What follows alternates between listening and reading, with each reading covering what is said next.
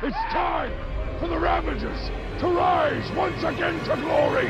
You are listening to The Ravager Report, a Fox Next Marvel Strike Force podcast dedicated to bringing you the latest news, information, and updates.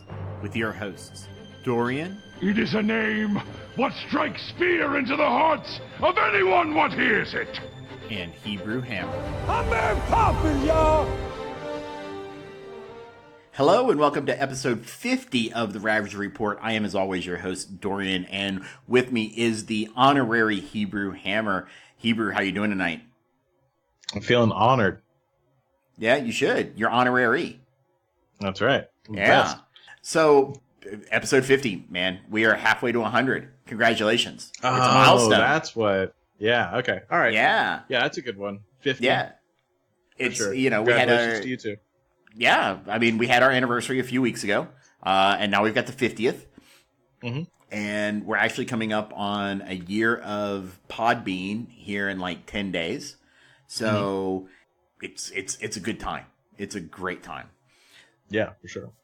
If you would like to come join us as we celebrate our 50th and as we move forward, you can do so by coming to our Discord at discord.me/Ravager Report. And if you like what you hear and would like to help support the show, you can do so by going to our Patreon at patreon.com/Ravager Report, where we have subscriptions ranging from $2 all the way to $20. And we offer a bunch of different benefits, such as early show note access, and live access or early access to the live uncut podcast. So, with that housekeeping out of the way, Hebrew, what have you been up to this past week? Not much. Well, so just as an update for everyone, I have not seen any bugs in my apartment for like, I want to say pretty much like a week now. Like since the last podcast. So that's good. I'm feeling hopeful about that. Hopefully that situation's all taken care of. And other than that, not too much. I'm seeing Joker on Sunday, so I'm super pumped about that. Everything else is pretty much the same. Are you seeing Joker soon or no? I do want to. So nobody in my family is going to go see it, right? Okay. My wife would not be able to handle that. And so I was going to go with a friend from church, but we haven't tried to coordinate anything yet. And with the week that I've had, I'm not sure if I'm going to be able to go this week. I want to go see it. I've heard great things. And then, you know, people got their panties in a twist and all of a sudden the critics are saying it's horrible, but you know. Really? Oh yeah, critics were saying I've only it's heard awesome that and it's amazing. The audience is saying it's amazing, and the critics originally said it was, and then people complained, and now the critics are saying it's horrible. So okay, yeah, I'm not sure what the deal. The only thing I heard that was weird about it was like in New York, they're like, you know, they have like cops everywhere, and they're patting everyone down and checking everyone's bags and stuff. I guess they're afraid someone's going to go psycho for the movie. So it's a bit political, and we can have a discussion after the show if you're of a mind. But yeah, it's it's kind of funny watching the world burn. But you know, yeah. Well, honestly, that's whatever I saw that like I thought back to that Heath Ledger quote where some people want to watch the world burn, and I was like, this is so perfect right now. The irony is amazing. Oh, it is amazing. Yeah. But Endgame, I'll go ahead and jump to my Endgame so we can get to you real quick. Yeah. Sorry, I got us off topic with Joker. My Endgame, I have just been trying to finish up my AIM still. I'm putting everything I can into AIM. I've finally used up the core stash that I've had because I haven't spent cores on anything in a really long time because I've been saving up for something that like I really wanted, and Graviton was it because I got that 7-star Scientist Supreme, so I was like, I'm just going to have an amazing AIM team. So I've been throwing everything down for that. I have yet to get a good drop. I think the highest one I've had has been the 8 for the center drop, and I think I've only gotten that twice so far out of all the ones I've opened, so it's been terrible. But I just got to 4 stars. I'm definitely not going to be able to do 5, and now my core stash is out. So I don't regret it because he's an amazing character, and he's He can work incredibly well out of comp of aim, but he's going to work amazing in my aim comp too. So I don't regret spending on that character, but I know the knowledge of missing out on the next, Minerva or something like that because I don't have the cores to get, whatever that character may be up really high is a little daunting for the future, but I'm okay because it's been nice having that safety net of cores. So I'm just going to have to start saving them back up again. Other than that, yeah, just still farming all my aim. What about you? So out of game, I've unfortunately had kind of a rough week. So I get kind of up and down, right? So I released another video Sunday talking about my AIM T4 ability material priority list, which has gotten some good reviews so far. So that's always nice. And unfortunately, though, I started to have some really bad pain on Sunday afternoon going into Monday. And I tried to go to work Tuesday, and I made it to like 1 o'clock before I had to go to the doctor, who ordered a CT scan because they were worried about possible kinking somewhere. And turns out I have acute diverticulitis that's kind of laid me up for the past 3.5 days. So I've been in a lot of pain, which is why this week's been a little light on the show stuff. Like no survey this week, guys. So my apologies in advance. Let you know there's no survey. I think half the world just cheered. And so just that dealing with that all week long. So it's terrible, isn't it? It is horrible. Worst. And I told Hebrew about it. That this was going on, and he was like, "Yeah, the worst part is you're not gonna be able to sleep laying down." And I was like, "Yeah, okay, whatever." Well, I went to lay down the first night, and I'm like, "Nope, I'm done." Yep. I'm out. The second you try to do it, you're like, "Oh my god, what?" No. Nope. So Dorian has been sleeping on the couch all week because I've got to sleep in a partially upright position just to get some pressure off, that area, and it's just like, "Oh, this is horrible." So yeah, the diet's not fun either, and the antibiotics are a pain. Oh yeah, they are. Friday nights I sleep on the couch on Friday nights because I'm up so late. Doing post show work and getting it out for the patrons because we love you guys. And, sorry, we watched a little bit of Deadpool tonight. So Friday nights I sleep on the couch anyway, but I've been doing it all week. So I'm ready to go back to my own bed, but.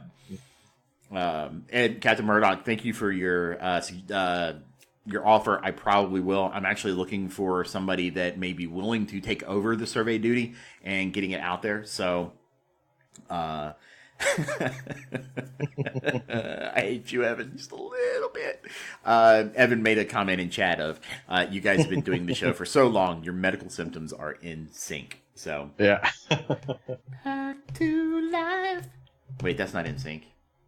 I think I transferred it off to you because it's been, because I had 2 years where I was having it like pretty much every other month. And then now I haven't had, an outbreak of it in probably 7 months or so. So I think I just transferred it to you. So have fun with that. So I've actually had diverticulitis for a while. This isn't the first flare up that I've had. Okay. And, but it's normally on the right side. This was actually on the left side where the intestine connects to the exit chamber. Yeah, right. and so this was much, much worse because it radiated all the way across the entire body line. So it went from the left to the center line to the right. It was absolutely horrible. And yes, seeds are bad. Seeds are so bad. So... Peon's like, geez, sounds like a ride at Disney. No. Yeah. No. So I'd like to leave the theme park, please. Thank you. Yeah, I'd like to get off this ride now. I'm going to just jump off. I don't care we're at the top of the roller coaster. The worst part is I have not been able to take care of the yard work or anything, so my grass is so tall right now. Because I didn't think bouncing around on the mower would be any fun. Oh God. Because I can't stand up straight. Anytime I try, Yeah. I just double over in pain. Yeah, So- driving a car is sounds like tough. it's like, okay, I'll just be sitting, but then you start Nope. driving a car and you're like, oh no. No, and considering the small, tiny car that I drive, in the best of conditions, I get out of that thing sore. Yeah. So So not great. no, but enough of my medical. We just took up like 10 minutes of that. So have fun editing this one out. Yay. In game, I've actually been doing quite a bit. I got Captain Marvel to 6-star, Oh, nice. T13, level 71. Oh, The problem is she's only 3 red stars, so she's only sitting at like 55k power. yeah. Uh, That kind of sucks. I got Graviton to 5-star. You lucky duck. Well, Did you have I any, also, like, I also really big bought the drops? 2 offers. Right, I know you did, but did you have any really big drops in them, or I think I what? had some 18 drops. Okay, I got you. I was So really no worried. 180s dropping in your lap. Yeah, no. Well, there were no 180 drops in the field controller orb. And you're talking about the when from the purchase drops? No, Yeah, I was talking about no. I barely got to unlock him. Really, I had to buy both offers just to unlock him. Yeah. Okay. So, and that was the 2 guaranteed Graviton offers, not the field controller orb. But he's currently at 28 to 20. I was coring out. I was doing every node of the event every day. Right. So I was getting 5 orbs every 2 days. Yeah, exactly. I was doing the same thing. Yeah, so he's currently at 28 of 200, but I also got a good red star drop on him early on, so he's sitting at 4 red stars. Oh, no way. Yeah, he's at 41k power right now. Nice. Okay, He's one that's piece nice. away from T11. Mm-hmm. So yeah, he's absolutely amazing. I put a T4 ability on Assaulter's passive, and just when we were talking to the patrons in our pre-show, I dropped a T4 ability on Scientist Supreme's passive. Yep. So I'm all in on AIM. I'm actually working on, like I mentioned to the patrons, I'm working on a team that actually includes 1 or more AIM members that can work in the current arena meta on offense. I'd like to see it work on defense, but it's not been holding super well. Yeah. Because these defensive options are horrible. But I've actually posted a picture of my Graviton in chat. I hit level 71 this week, so that was nice. Very nice. So Graviton's level 71, Scientist Supreme's level 71, Fury, Star-Lord, Rocket, Phoenix, Magneto, Ultron, Captain Marvel, and Juggernaut. And Loki. I got Loki to 7-star T13. Really? Yeah. Dude, I've been laid Nice. up all week long. It's basically been your life for the past couple of days.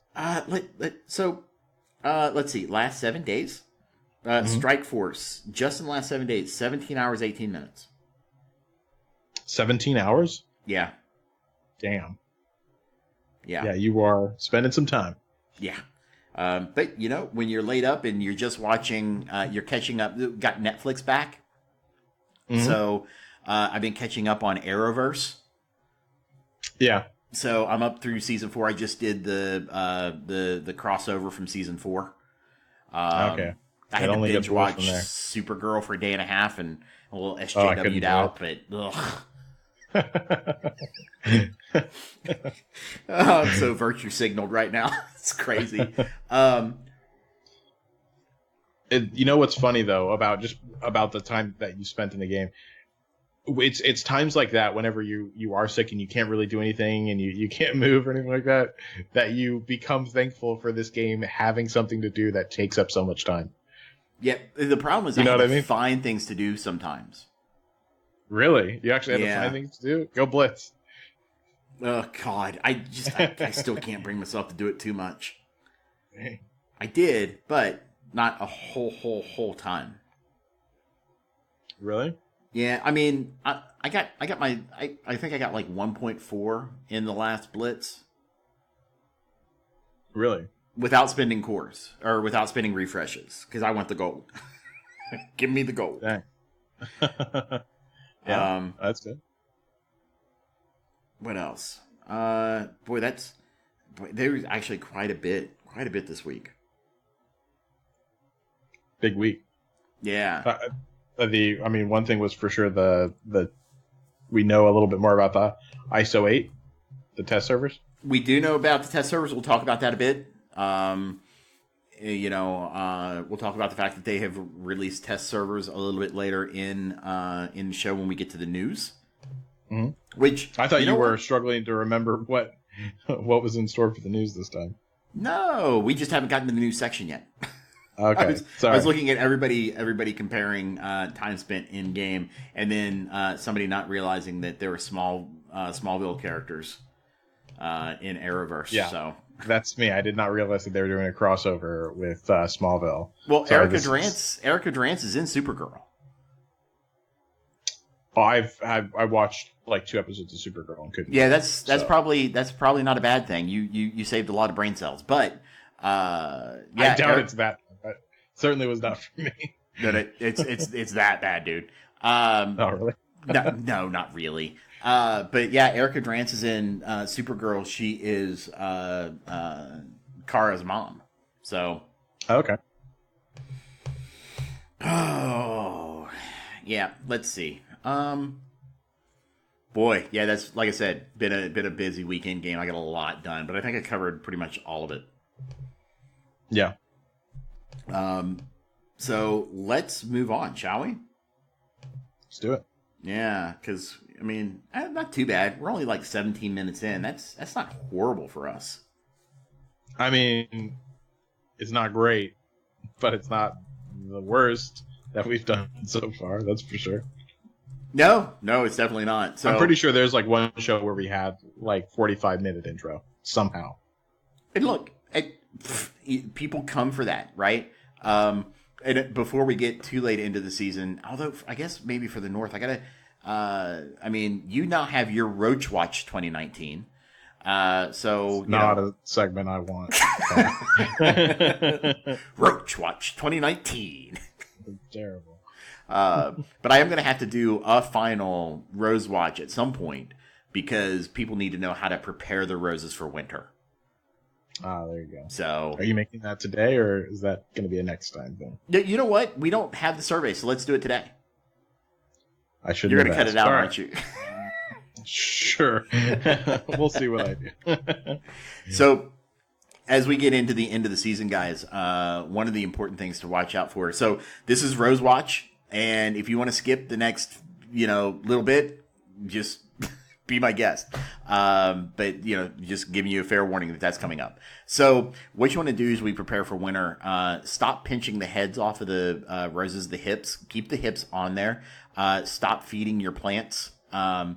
Because you want to start telling them to start going dormant, and you want to kind of clear the area around them, especially any dead leaves that may be on the ground or in the mulch or anything, because insects will nest underneath of them and burrow into the ground, around the roots and the graft.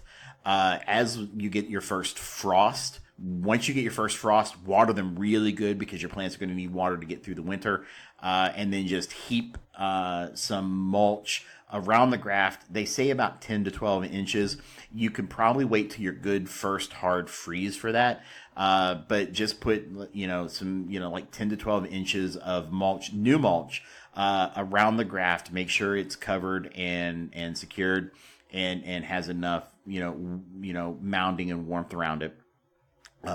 And pretty much that's it. You can trim them back, but don't trim now because if you start trimming, you're going to start encouraging new growth and you want them to go dormant and kind of die for the winter. So, that's pretty much it. If you've got any questions, feel free to contact me and ask. So, there it is. That was Rose Watch 2019. The final one. That's how to prepare for Rose Watch 2020. Oh, God. Hey, in the spring, there's going to be Rose Watch 2020. No. now I have something to not look forward to in the spring.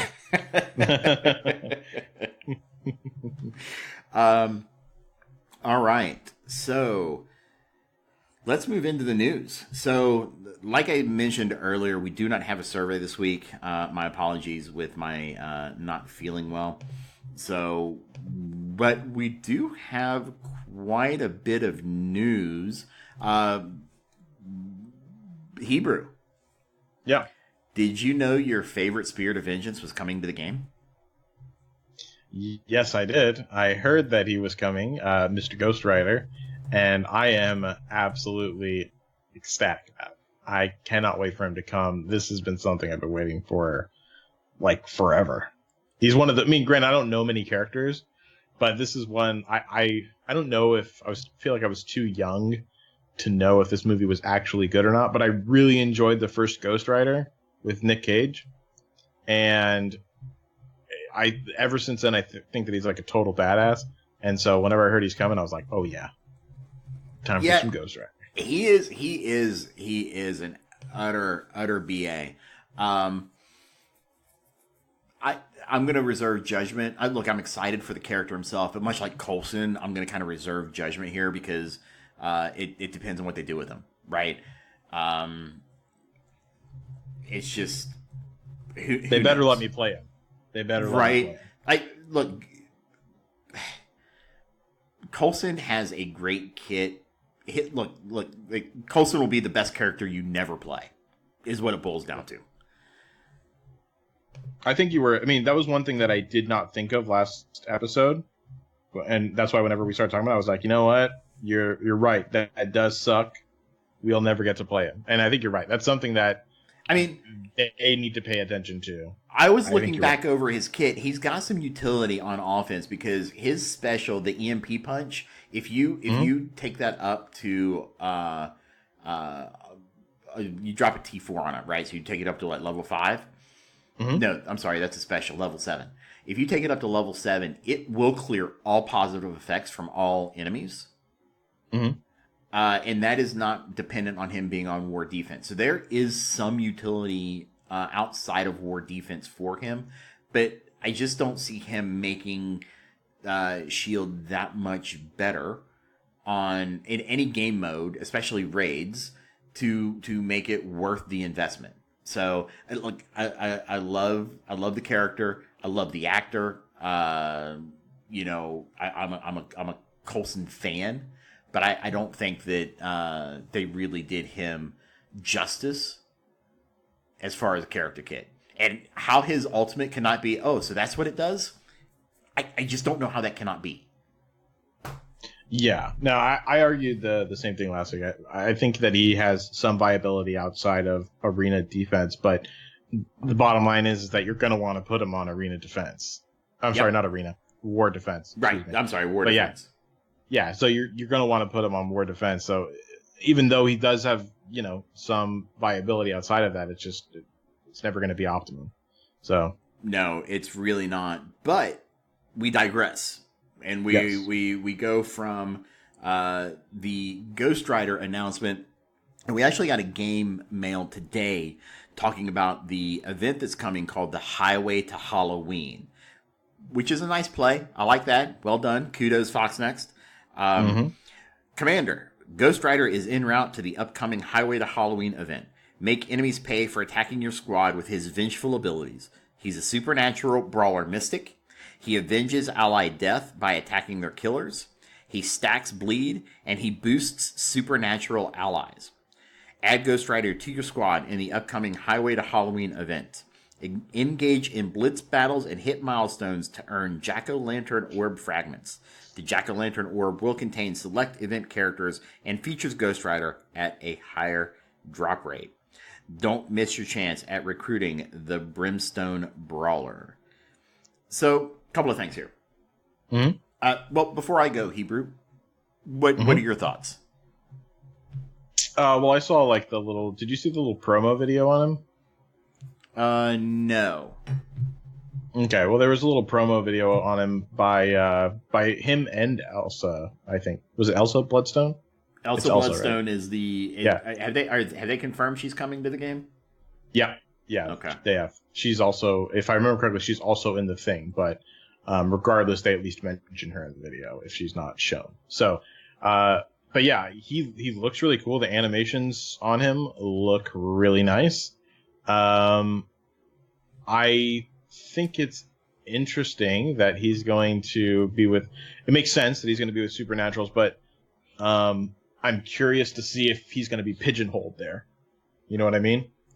I really want him to have viability outside of the Supernatural group, and I'm afraid that they're going to give him a mile-long list for his passive of buffs to Supernatural people, where pretty much it doesn't make sense to run him with anyone but Supernaturals. So that's my one concern. Other than that, I would hope not. I hope not either, but I mean, we've seen things they've done before. Yeah, reading that though, where he attacks the enemies on their death, he attacks whoever attacked them. I wonder how that'll work with Ultron. If that'll work with minions. Ooh, that could be kind of insane. I like how everything goes back to how will it work with Ultron? Pretty much, or Ultron Light, aka Fury. Yeah. Do you know who else is going to be getting the Supernatural tag, or have you heard? Probably from the video, but I just don't remember. I think they stated all of them in the video, but what is it? I believe. Now, I've not seen the video, so if I'm wrong, please somebody in chat correct me. But I believe Mordo, Scarlet Witch, Doctor Strange are all going to get the Supernatural tag. Oh, yeah, that's right. So that's going to be Elsa, Doctor Strange, Mordo, Scarlet Witch, and Ghost Rider as a Supernatural team, which you will need for the legendary event at some point, I promise. Oh yeah, 100%. And that's a very squishy team. Depending on Ghost Rider, that's a very squishy team. Yeah, I can see that. I mean, Mordo self heals. Scarlet Witch will equalize. Strange. Look, if they do this, they've got to speed Strange up or do something with that ultimate, because that heal / revive takes forever to get off. Yeah, well, I mean, in the thing, it does say that he's going to be powering up other Supernaturals.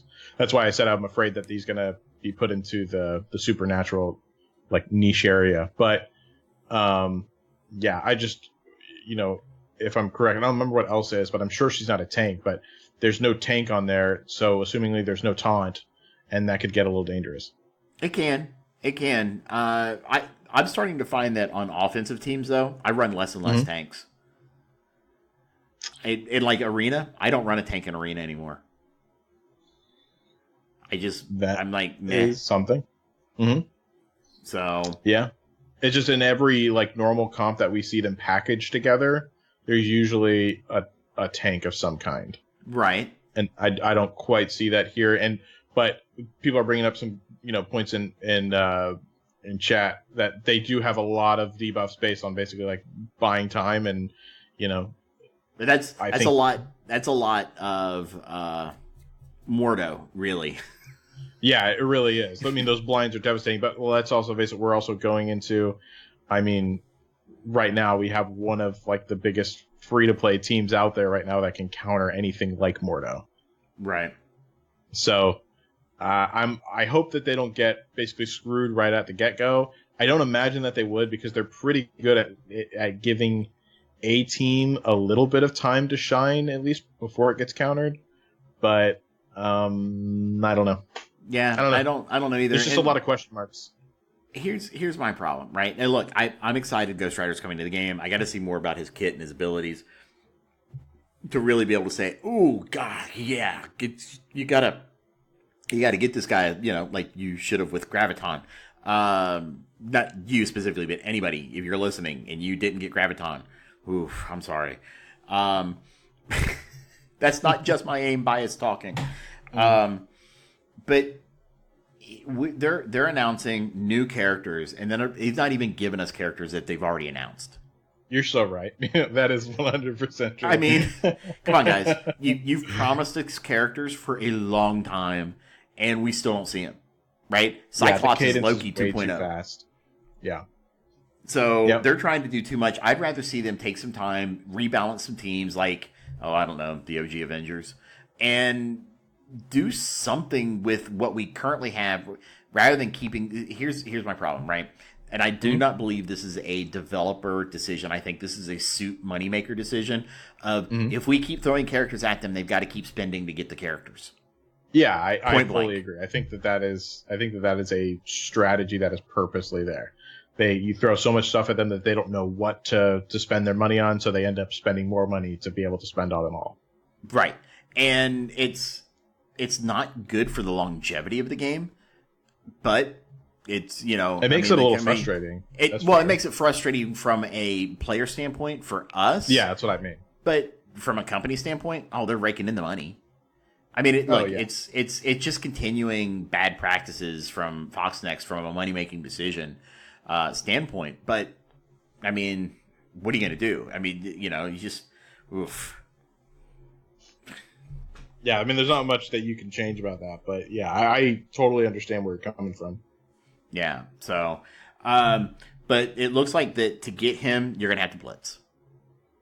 And yes, I also want to mention one more. Yeah, I also want to mention one more thing. Just while I was thinking about it while you were talking, from the video, I do remember them saying something about with Penance Stare, he does more damage to evildoers. So I think that we're gonna have a bit of a Punisher effect with that, where he's going to be doing a lot more damage to evil characters. I'm 100% okay with that. Yeah, me too.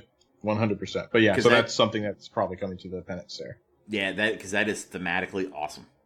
Yeah, I agree. I thought that was on point. Yeah. So we'll have to see how they do it. It's going to be very important. Yeah. So, and I mean, look, they've been pretty spot on recently. I mean, Invisible Woman's got her problems. Graviton, I mean, other than the one bug that I have found reported to Foxnext, Graviton's been very on point. And for those that may be curious, I run Graviton on offense in Arena. I mean, he's 41k, so he's not horrible at 5 stars, but if he stuns Ultron and extends the stun, Ultron does not take 2 stuns like every other character. He actually only takes 1 and comes out of it the very next turn. So now, when I've done this in Blitz against other characters, they'll get 2 stuns. Basically, they'll get the stun from the ultimate, and then if they drop below 50, then they get that stun extended, and they are stunned for 2 turns. But not Ultron in Arena, and not anywhere else that I've seen at this point. So, right. Just a FYI on that. And if anybody wants to test that, I'd love to get video evidence proving me wrong. So, Ghost Rider, man, he's gonna be. I think he's gonna be pretty cool.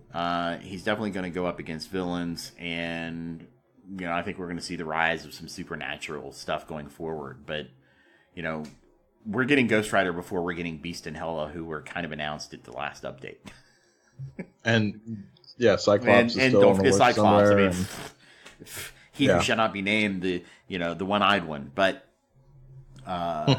it's just I stop with the new characters, and because you haven't even delivered on what you've promised yet. So, although technically they haven't announced Hela or Beast, I don't think, have they?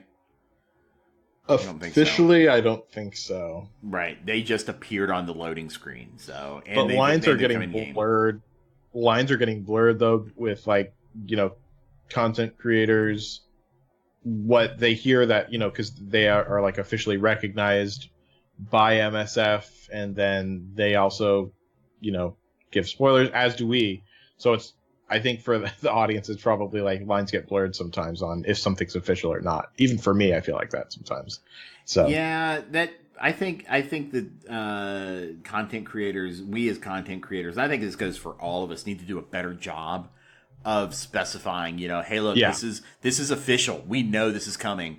You and I try really hard. I think, at least I feel we do, to make sure that anything we talk about that's data mined, we say, look, this is data mine, this is speculation, we do not know this is coming. If we know somebody's coming, we will state it's actually coming.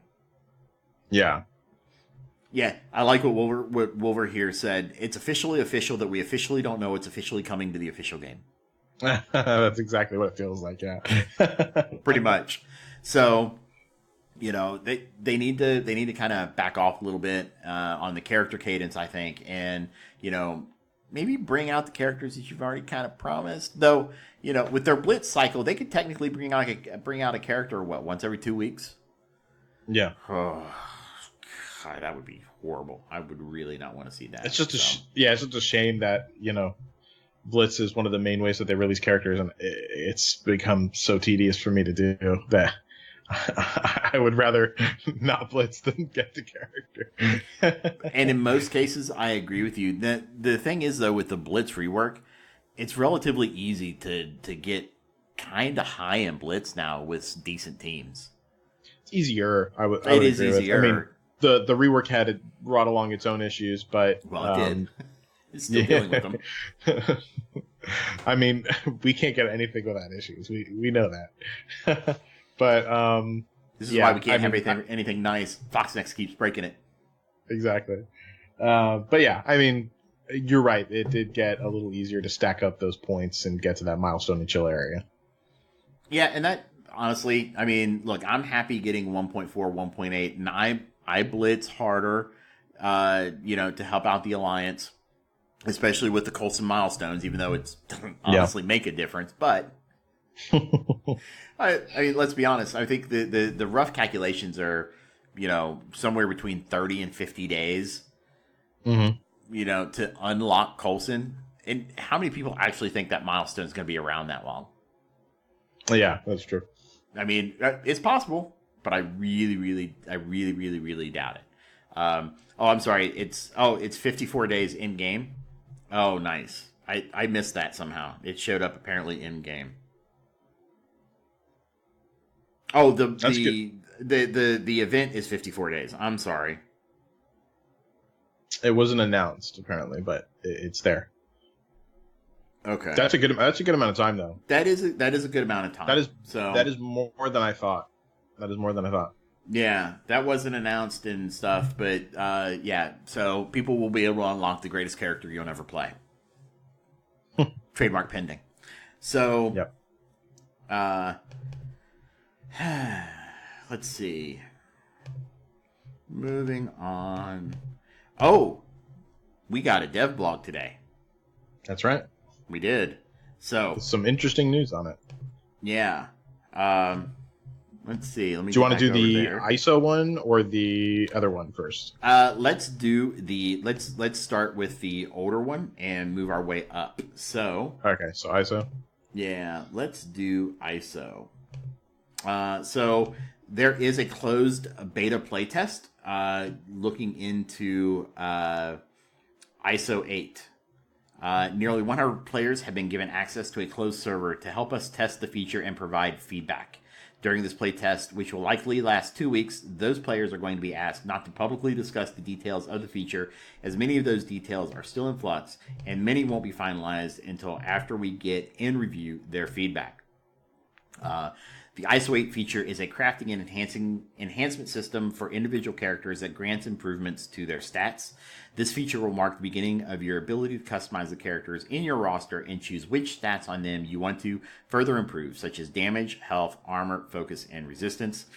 This will add an additional layer of strategy and theory crafting to squad composition and combat. This description might sound similar to features that you've encountered in some other games. The dev team intends to learn from the missteps that those other systems have made, and there are several design aspects of the ISO 8 feature that we are able to share with you now. It will not launch with additional speed stats, and we currently have no plans to introduce speed bonuses. You'll be able to craft many ISO 8 crystals daily and make deliberate progression toward customizing the specific characters you want to prioritize. And a concern for us in designing the ISO 8 system is to not make the modifiers so powerful that they become the only focus of character progression. We want ISO 8 to complement the leveling stars and gear systems, not overshadow them. We want to be as transparent as possible about the ISO 8 feature and look forward to sharing more details in the coming weeks as we're able to finalize them. So, being a long-time Galaxy of Heroes players, this sounds an awful lot like mods.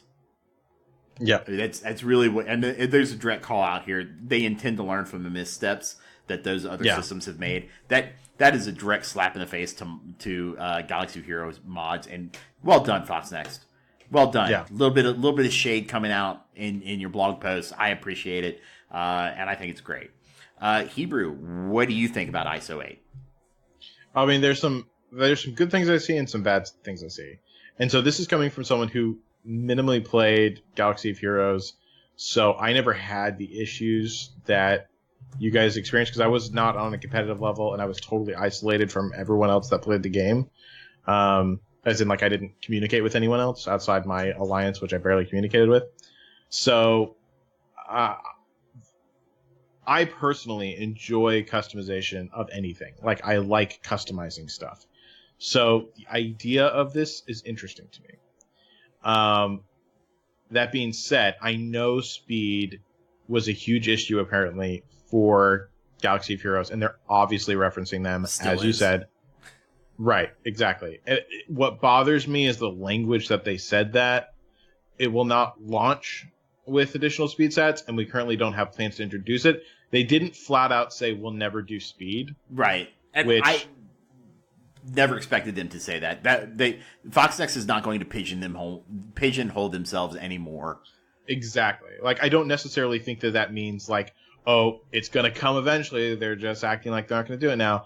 I really don't think they do have any plans to do it, but it bothers me that they still wanted to leave the door open a bit. You know what I mean? Like, I know what they're doing whenever they word that. You know, they're not trying to put themselves in a corner this time. And basically every other time that they've tried to do that, they've then went back on the word that they originally said. So all I'm saying is that makes me a little skeptical. It's still not a huge concern for me, but I'm still a little skeptical of it. Yeah. But go ahead. I have some concerns though. Okay. And so they're going to have modifiers, right? Right. And they tell us here that they not make the modifiers so powerful that they become the only focus of character progression. My fear is that the modifiers are going to work with other stats that we already have in game and make it extremely obnoxious. Yeah, I agree. And we're gonna be stuck again with you may have great ISO 8 because they tell you can craft. You may be able to make the great ISO 8, but if you don't get lucky with red stars, you're still screwed. I would hope they don't do that. And that's one of the issues that I was about to get onto with that last part, which was first of all, like, they say these things and it sounds nice. Like, it's a compliment leveling stars and gear systems, not overshadow them. That sounds great. This is also the group that brought me red stars, which destroyed balance. So I don't trust them to balance anything appropriately. Like, period. Whenever it comes to stats, I don't trust them at all. Yeah. So look, all I can say is I sorry, I didn't mean to interrupt. No, you're good. I only hope that the players on that test server give feedback from what they see. If they see this, please tell Fox Next that that's a bad idea. Come on, guys. Please tell Fox Next that's a bad idea if you're on that server.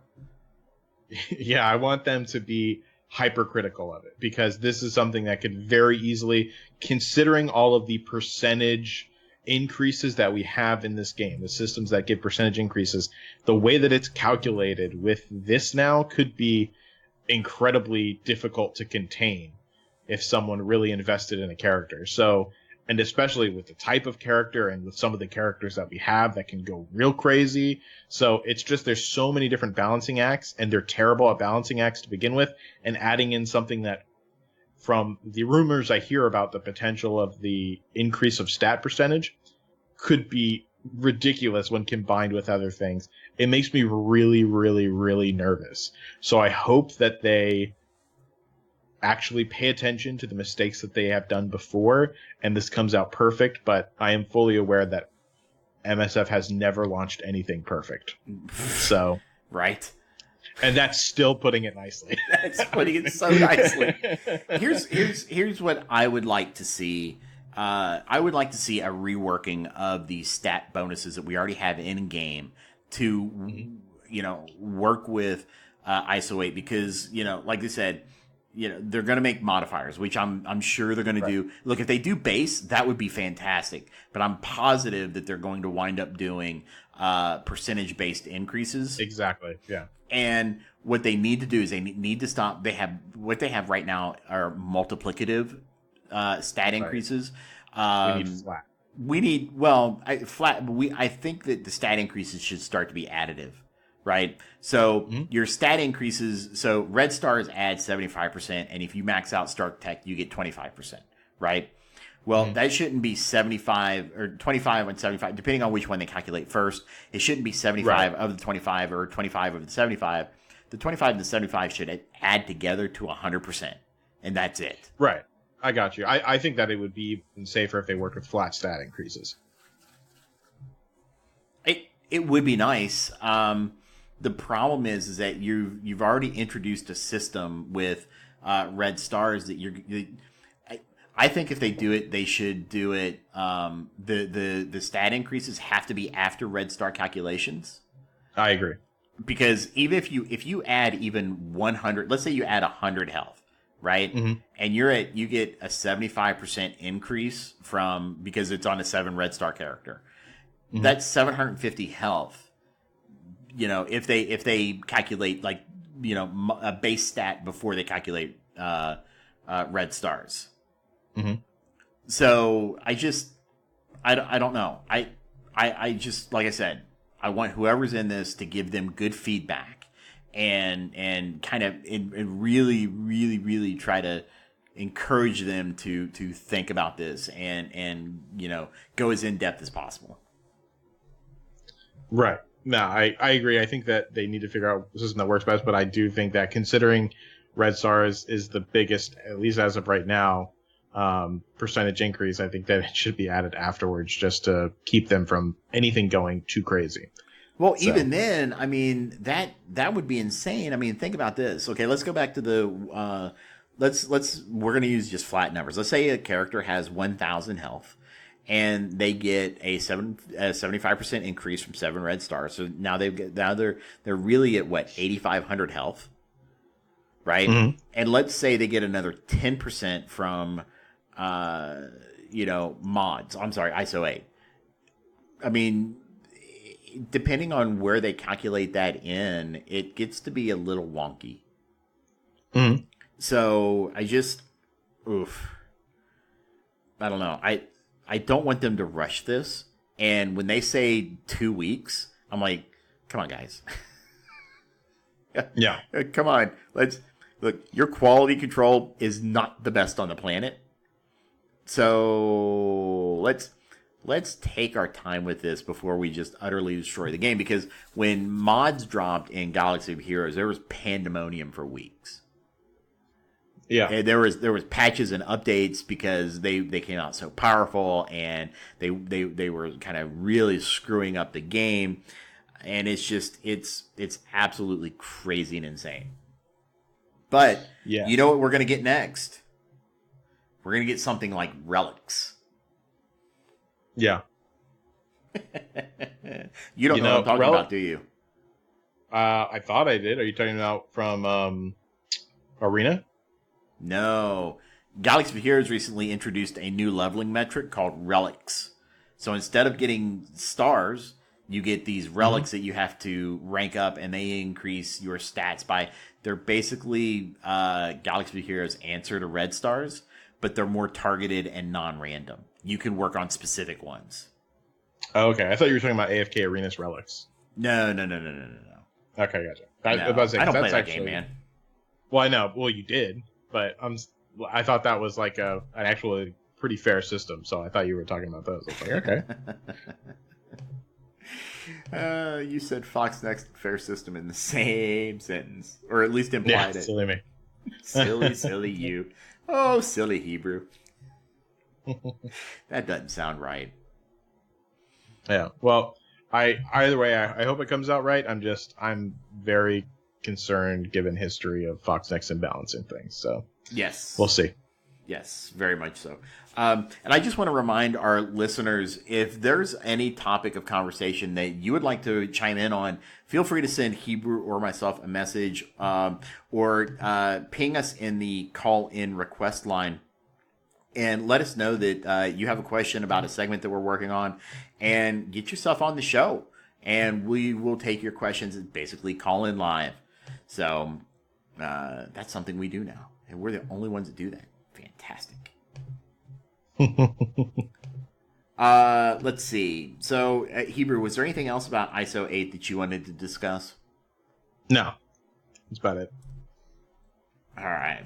By the way, Captain Murdoch, well done with the Princess Bride reference. By the way, really angry they're talking about remaking that movie. They are? Yes. That's not good. No, it's not. Okay. Let's move on to today's dev blog. So, the dev blog was kind of your standard fare of, hey, here's what's coming up. But there were a couple of extremely interesting portions here, and I'd like to kind of deep dive into those. And the first one here is going to be the new Dark Dimension realm. The Dark Dimension is undergoing an expansion, and a new realm is coming to swallow up commanders. This new realm should only be entered by squads at level 75 and gear tier 14. We'll have more information in future blogs, but start preparing now. Now, I do not think that you will have to be level 75 gear tier 14. That's a recommendation, but I'm not sure exactly how they're going to power check you for this. But I believe this is going to be Doctor Doom. Yeah, I've heard the 100%, rumors, and there are only two characters I can see coming from a new Dark Dimension. One would be Doom, which would make sense based off of things we've seen from the campaign events recently. Right. The other could be Dormammu. Yeah, I think I think that it's the other one I was tossing around was Galactus, but I really think it's going to be Doom because, like I said, whenever I saw his in-game model, like I saw that they made an in-game model for him for dialogue, I was like, he's gonna be coming fairly soon, and I think this is the big thing that they're gonna do for his release because it wouldn't have been like an easy peasy character grab for him if they did that for Ultron. Like Doctor Doom's got to be big, so I'm expecting it to be Doctor Doom as well. I am as well, and I think that's been the rumors /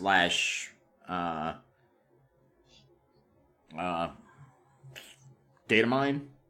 Mm-hmm. But I don't know. I wish I did. How do you feel about it being gear tier 14, considering we've seen the requirements for 14? 14's so dumb.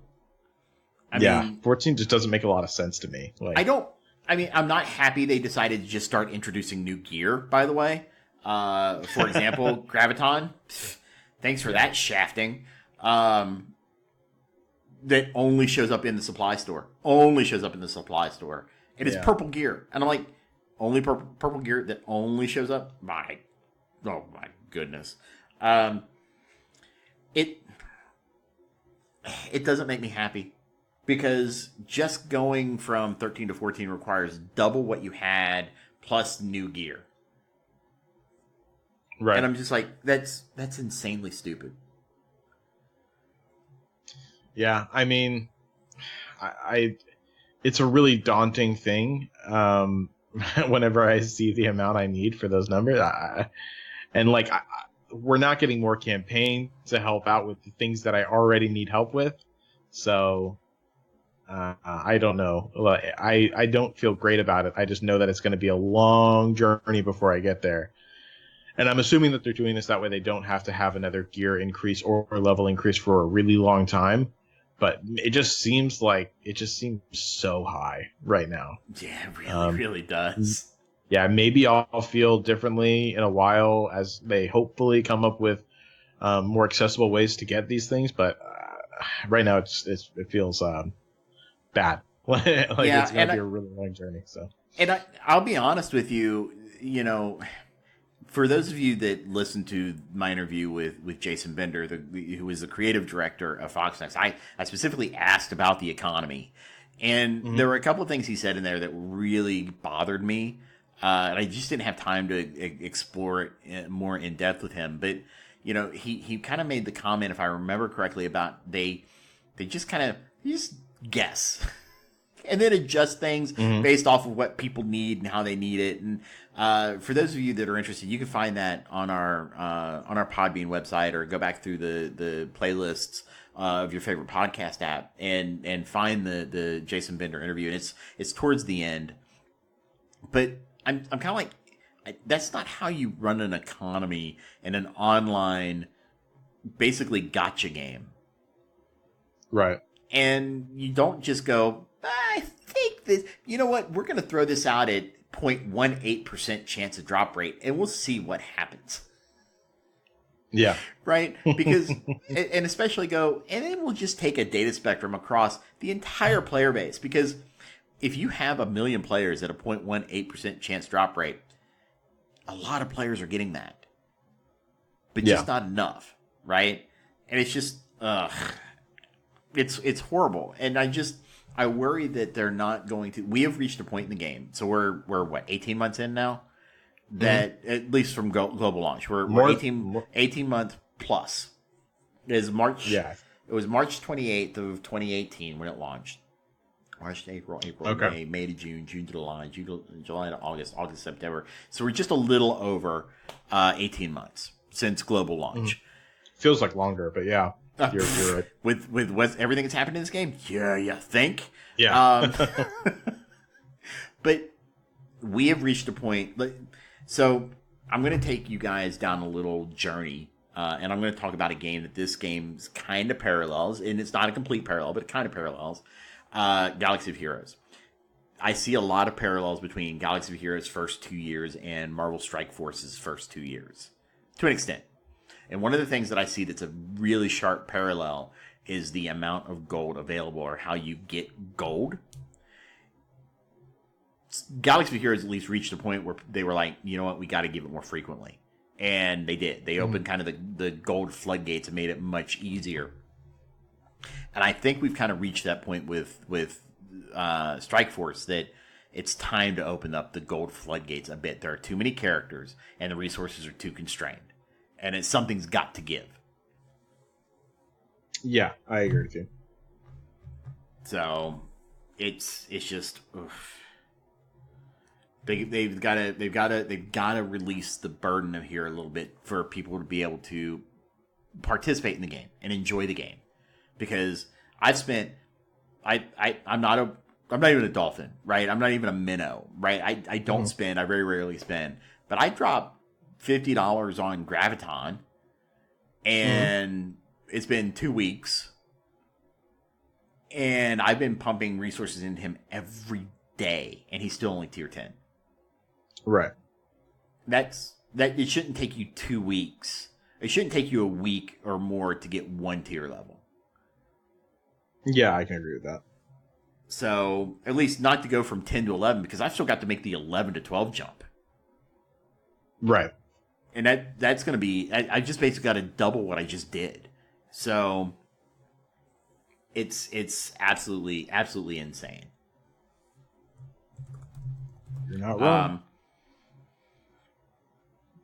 Flip mentioned in chat, have you seen the new subscription for gold? 1 million gold over 7 days, $15.99. It's 1 million gold per day over 7 days. For $15.99. Yeah, it's not 1 million gold total for $15.99. I was about to lose my mind. Well, that would fit with what they value the resources at. I really hope this isn't the subscription thing that they talked about in the past, because that's a stupid price. $2 a day for 1 million gold? Come on. Yeah, that's pretty bad. So dumb. So I know people have bought it because they're so gold hungry that this seems like it seems like, oh, it's only $2 a day. That's not too bad. Blah, blah. Man, when you think about it and you stretch it out, that's basically a raid a day. That's not even a raid a day. It's just, ugh. Yeah. I don't, yeah. Ugh. Needless to say, questions have been asked to Fox next to that with no answer yet. At least none that I've seen. Right. So, yeah, I'm not a fan of the new subscription. I've seen some of the offers and stuff. And especially if you think of just to go from level 70 to 71 is like 231,000 gold. Yeah, it's a lot of gold. It's a lot of gold. Ugh.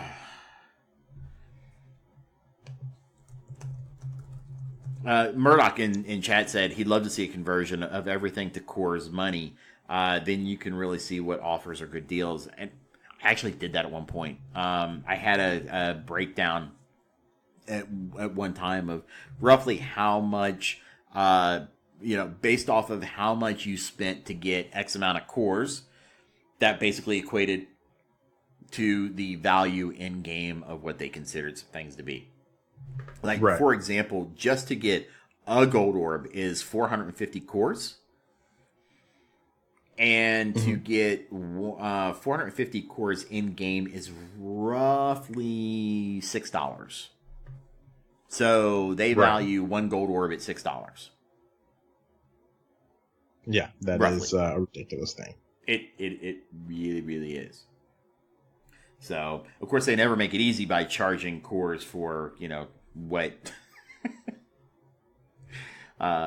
what they actually sell for. They do the hot dog to hot dog bun metric. Right. So, let's move on. Wow, Hebrew, I am so sorry. I've got to give you more airtime. No, you're good. You're good. Well, I'm looking at. We probably should move on to the next thing. Well, I'm going to, but I'm looking at the mixer. Mm-hmm. And I'm just like a solid black bar, and you're here and there. Oh, I mean, it's the exception, not the rule, I'd say. All right. So next on the list is there are changes coming to challenges. So also arriving hot on the heels of the level 75 and Gear Tier 14 updates are new challenge tiers. These new tiers will pose an increased difficulty and provide bigger rewards upon completion. We'll have all the tier and raid details when we get closer to the release, so be on the lookout. I'm torn on this one. I think it could be good, and I think it could be bad. Mm-hmm. As long as they don't touch the current difficulties, we're fine. Right. Yeah, no, I think it's fine that they're increasing that. I expected it. We'll see how difficult it actually is because I have a feeling they're going to be really difficult. But there's probably going to be some cheat teams around that'll be able to, to do it at a much lower level than they require. So we'll have to see. But either way, I think that it's good that we're at least getting another one this time. This goes back, though, to the conversation we just had, though, about resources, my fear. Mm-hmm. That, what do they consider increased rewards? Oh, yeah. I mean, we can speculate on that all day. Chances are it's going to be less than we want. But, at least it's something. And I know it sucks saying, like, well, at least it's something, but, that's what you get with Fox Next. Not to be disparaging, but that's just kind of how it is with them. Yeah, no, absolutely. And I mean, you look at, because look, there are a couple of challenges that are, people want the most. And I think that's going to be, obviously Gold Rush and the ability mats. Once you have those at tier 10, I mean, Catalyst is good. But if you look at the Gold Rush, which is probably one of the ones, at least it was the first one on my mind. Mm-hmm. Tier 10 only gives you 78,000 gold. Yeah, I am That's hoping ridiculous. I am hoping that they increase that by a good bit to reflect the ridiculous amount that we need, especially for level increase. Yep. So, I mean, look, they should probably multiply all these tiers by 10. You know, I honestly, I mean, you know, look, I agree with you. But you don't even get a third of an orb every 3 days. You get basically an orb a week out of the challenges. That's just way too restrictive. It's just way too restrictive.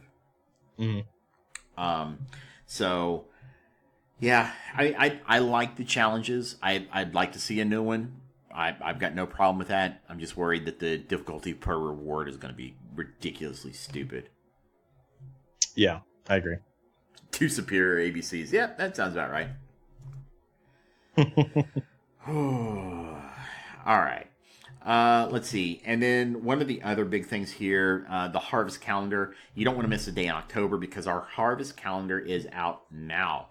Take a break from raking leaves this fall to rake up gold, ability materials, and promotion credits. Everything you'll need to boost your forces for Ultimus 7. And the harvest calendars, I mean, so far has been okay.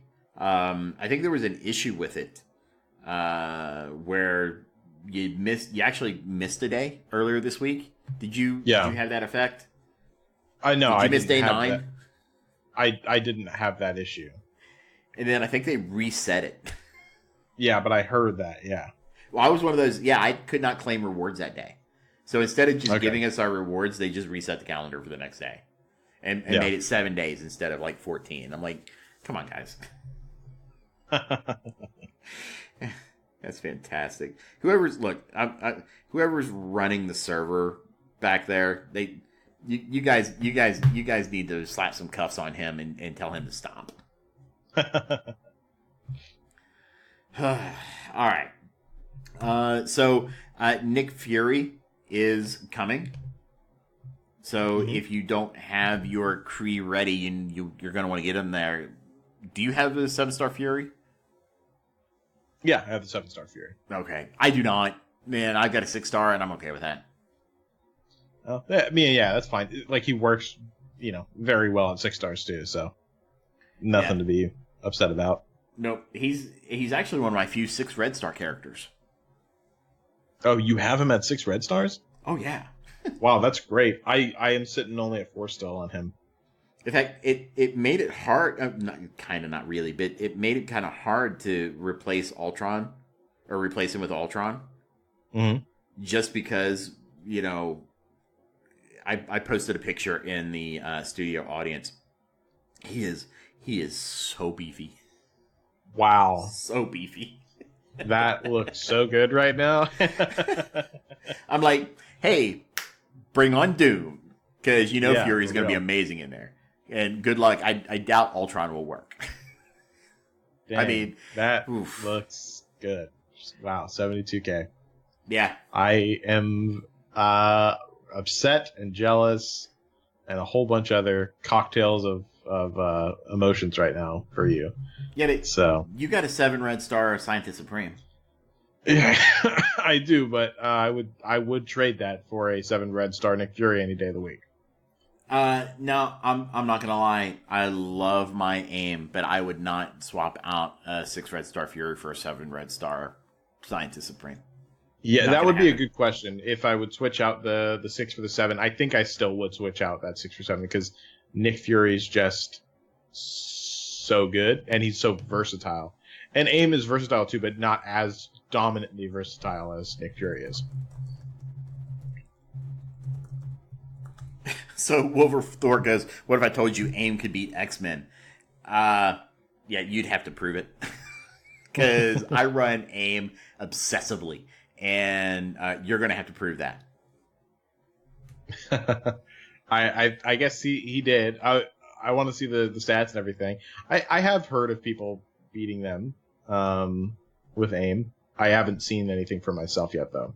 Yeah, it would have to be consistent. I'd have to see the lineup, and I'd have to see what power levels they're at. Yeah, that's my question. It's the power levels more than anything else. Because as much as I love your 7 red star Scientist Supreme, there's really only 2 abilities or 2 stats that she really cares about. Mm-hmm. Obviously for her ultimate, because she heals everybody for 15% of her max health. So Yeah. having 7 red stars on her health is huge. But other than her health and damage, the 7 red stars don't do a whole lot for you. Yeah, I mean, they're certainly not bad, but No, it's certainly not it's- bad. But you're right. That's main stats is what you got to pay attention to. Yeah. Would you believe me if I said that Fury is my only 6 red star? Of course, I would believe that. Like, why wouldn't I believe that? That makes a lot of sense to me. You're telling me that you haven't got anything particularly amazing except for one character out of red stars? What? Yeah. I think I only have one. I don't even have any 6 stars. I only have this one red star. That's it. And then I have, I think, maybe 1, 2 5s tops. So Really? yeah, You are the most unlucky SOB in these games I've ever seen. no one has ever been jealous of my luck before. So yeah, like no one's ever been like, "Oh my god, you're so lucky." No, I'm always saying that to everyone else. So, Now, I'll be honest. I think I only have 2. 2 5-star red stars. No. Mhm. I thought Ant-Man was a 5 red star. Was he not 5-star? No, apparently not.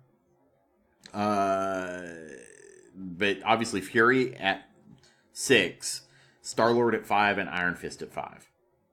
Oh, Ant-Man is 5, Ronin's 5, Winter Soldier's 5, Hand Sentry's 5, Merc Soldier's 5, Merc Riot Guard is 5, Green Goblin is 5, Merc Lieutenant is 5.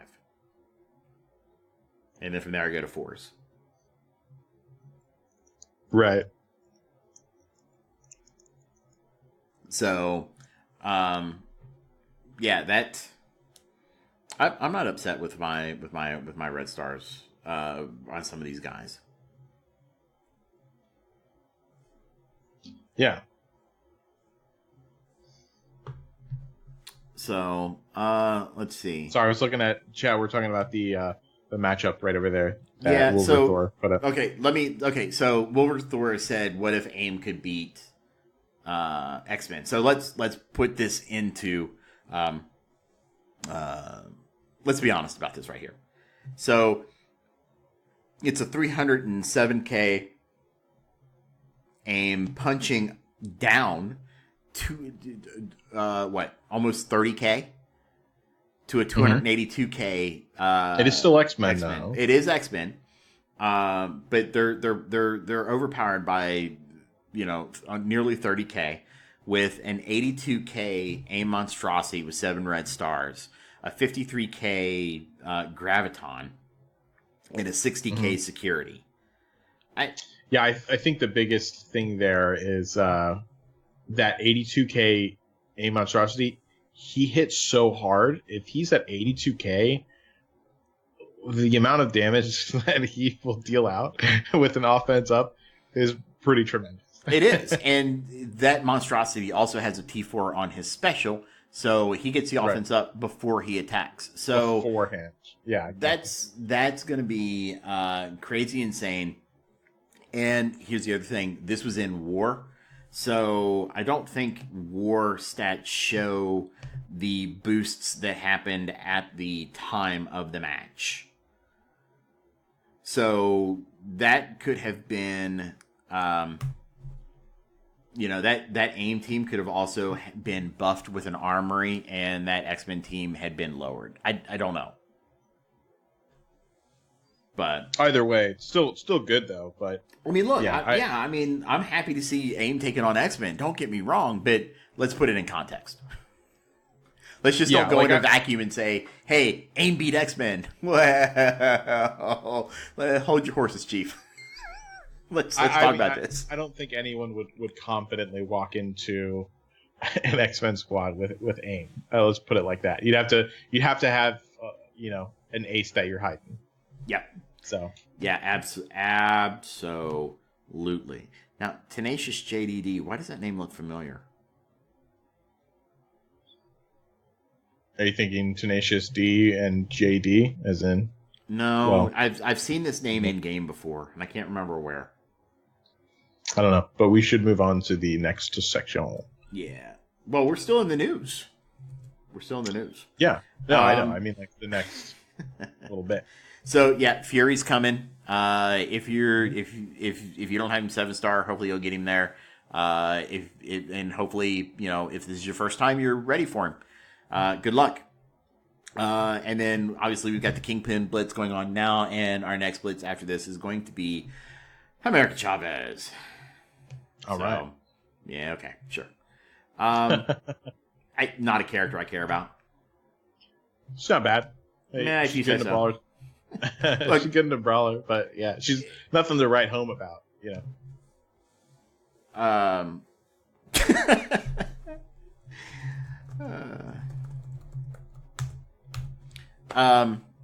not really. Sorry, Flip made a comment in chat that I found humorous and had to respond to.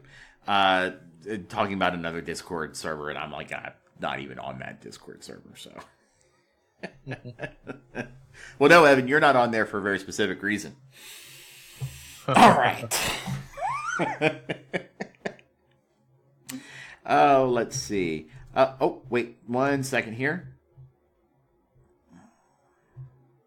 Looks like we have somebody that may want to come on the air. So, Hebrew, you ready for this? Sure. All right.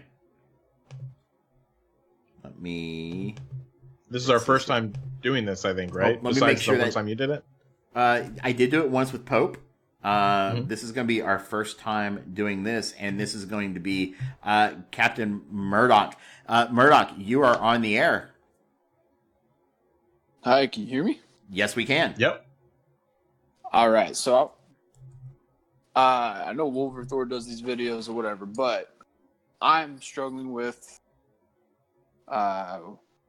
like Ult 7 coming out soon and Wars and grades and whatnot, keeping priority straight and knowing where to sink the resources into, with AIM coming out and whatnot. Just making sure everything's not getting distracted, making sure I'm putting the resources in the right spots. How do you guys suggest going about doing that? So what's the best things to invest in as of right now, basically? Yeah. Okay. Dorian, I'll let you take it and I'll pick it up after. All right, excellent. So thanks, Captain Murdoch. Great question. I try to stay focused on what I need to do for right now. I know that we have these things that are coming down the pipe, but I try to stay focused on completing what's in front of me right now and not getting distracted and trying to shift focus, because they want you shifting focus. You are not, unless you're a whale, you are not going to be completing a large portion of the Ultima 7 raid. I probably wouldn't tell people to focus a lot of investment into that right now, because you need to be focusing on getting better. For me, like, Arena is a top priority, because the amount of cores that you get daily from Arena can help feed your addiction everywhere else.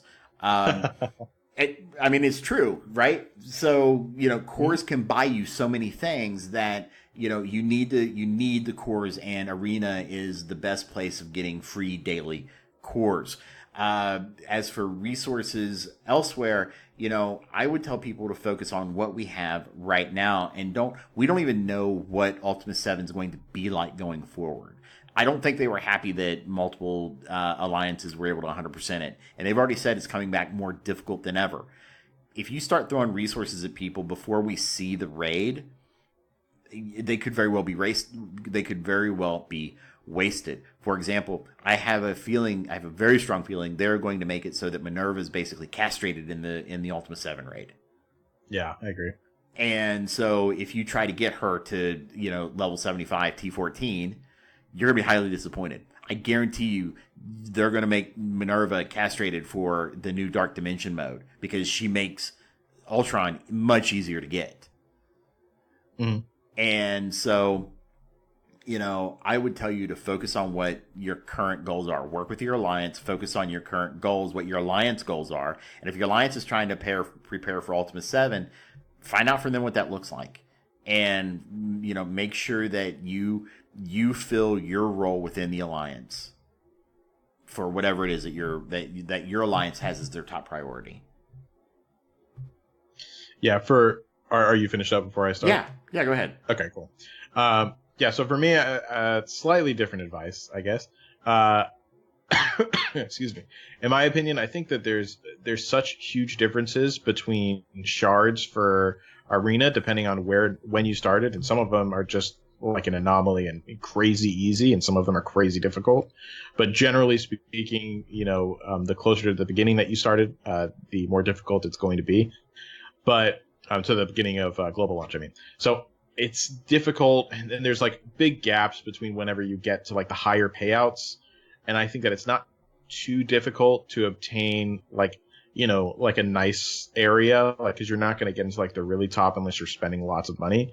So I don't know if I would necessarily invest a lot in Arena. That being said, with Arena, it shares a very, very close relationship to War, so you can easily make teams like that translate. So you do kind of get a 2-for-1. But because of this situation, I think you do have to define what your priorities are in this game moving forward. We do know that Ult 7 is coming out, just like you said. I personally think, and this might be, it's subjective, and I personally like Raid the most out of anything. So Evan's probably laughing at me right now for saying that, but it is true. Out of all the game modes, I do prefer Raid the most. And so there's one thing I'm very confident in saying. There's going to be a big Raid team coming that's going to be able to conquer Ult 7 better than what we currently have available, I would imagine, whenever it releases. I assume that whenever it releases right now, everything's going to have trouble beating it. They haven't released a Raid team in a really long time, so I think that I'm very confident in saying that it's coming fairly soon. So if your priority is Raid, I would invest in a Raid team, and I think sustain teams will work the best for gearing up characters for the most part, depending on what the rewards are, but I think it's probably your best shot overall at doing it, with the new ult raid coming out. So I would personally, start investing in or saving up for the next raid team and just do that. It'll set you up a little better, and I think that you're also probably going to have maybe better luck with going through the new Dark Dimension mode, because I don't think you're going to be able to use Ultron in it. My gut tells me that. So a nice sustain comp might be a good way to do it. We'll see. It probably will also depend on where your red stars land too. But yeah, I think it just really comes down to priorities and what you like most. I like Raid more than War and Arena, but others would argue, that they prefer the other one. So you just kind of have to pick and choose. But I would say that Raid might be the better way to go, considering we have the newest content coming in that direction. So that was a very long-winded response. I'm sorry. I think it was good. It allowed me to do an arena fight for a short drink of water. Kind of. I mean, it let me do a complete arena fight. Okay, yeah. At least you got something positive out of it, right? So, yeah. So thanks, Murdoch. Really appreciate it. Great question. Hey guys, that's just an example of what you can do. If you want to ask us, feel free to let us know in the call-in request line, and we will take you and your answer questions live. Hebrew, other than that, I mean, is there any other news you can think of this week that we need to discuss? I mean, so there were some issues with blitzes. Not everybody's got some of their milestone rewards. They've said that they're going to be out by Monday at the end of the day. I got some today, so that at least was nice. I think I got my Sabretooth today. So, that was nice, Ultimate Shards. Yeah, I think it'll be paying out until Monday. Like, they hope to have everyone completed by Monday or something. Yeah. So we'll see. Yeah, we will definitely see. So, all right. With that, Hebrew, we are going to move on to our grab bag. All Man, right. I've got to get a soundboard, don't I? Yeah, you do need to get working on that. So we do take our patron questions first. So let's run through these here, Hebrew. We only have like 2. So I'm a little disappointed in our patrons this week. They kept us late to the show, and then they just not asking us questions. Just come on, guys. let's see. Immortal Thor asked, who and how would you like to see the next rework a la AIM? I mean, I would like to see Red Skull come out and we have Hydra rework. That would be nice. I think he's the longest, or the character that's been in the game the longest that has not been touched. Right? Because we've actually seen him. We've seen him in game, like right, because he's a enemy that we've actually can do. So exactly. So I would really like to see him come at some point. I don't know how we're releasing characters, and we haven't even begun to address him yet. But yeah, so I think that's something that is probably going to happen, and I'd like to see a rework level similar to AIM, but not stronger than, because that's where all my investment just went to. So that's fair. Mm-hmm. You said Hydra, so I won't go the Hydra route, though. I kind of agree with you. I think that actually, you know who I'd like to see get a rework is the Stitchers, or the Ravagers. I mean, how could you not go with the Ravagers? We need more Ravagers, and we need them to get a rework. That's true. Yeah, we need them reporting more often too. Yeah. Don't know what you're talking about. Ravager Report. Our name is the Ravager Report. I know. I was being facetious. But I mean, obviously, Stitcher and Boomer are just pathetic. And then Yondu's great, but I think he needs some love to be great again. Yeah. Look, at one point, Yondu was considered one of the best characters in the game. Oh, I remember. That was the glory days. And I mean, we're only a year out from that. Mm-hmm. I mean, it's not like he's bad now. He's just not kept up with the current meta. And here's what's going to happen, right? This game is going to keep pumping out new characters at such a pace that your previous investments are going to be worthless. Yeah, so, I think that. I mean, if you just look at, I think the funniest thing that you can tell, or that you can see very plainly from this game so far, look at the amount of wording that goes into a passive now, as opposed to a passive of a character at launch that has not been reworked yet. Look at the difference. You're automatically going to know that the launch character is far weaker than the newer character. It's hilarious how many extra bonus stats they put into passives of new characters. Oh yeah, and you remember it's a wall of text. It is a wall of text. And remember when back in the day they couldn't even make the simple passives work? Exactly. Yeah. I always find that hysterical. It's ridiculous. That is pretty amazing. So, next up we've got our good buddy Riker. Riker asked, who should he work on as his fifth AIM? And he sent us screenshots. And in the screenshots, he has AIM Monstrosity, Scientist Supreme, Graviton, and AIM Security as his top 4. And then he's got Researcher, Assaulter, and Infector. Well, I got to tell you, number one, Assaulter's got to be in your top 5. Yeah, and Researcher's got to be out.